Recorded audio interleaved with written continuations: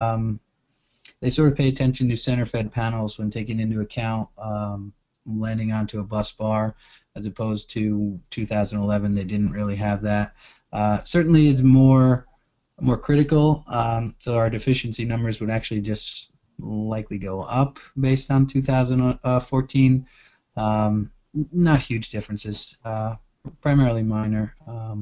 Certainly some worth noting, obviously, if they're in there. Great, thank you.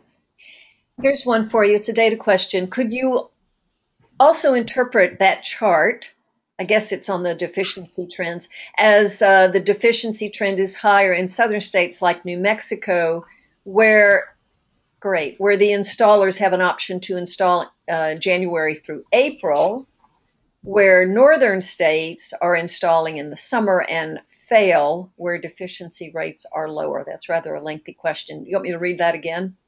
No, no.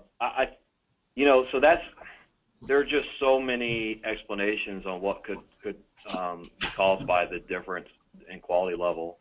What I mentioned before, I think there is some volume issues here where, like Connecticut and Maryland, we're not doing as much. There's not that much volume in the data set, so it could be slightly skewed.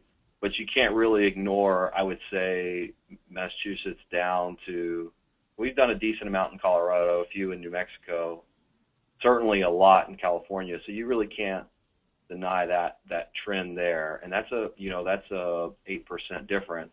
Now you've got a pretty high standard deviation, so maybe that's not as significant as we'd like to see. What I'd probably like to do is maybe break these down even further into different areas of the state. I think you find even more discrepancy on quality.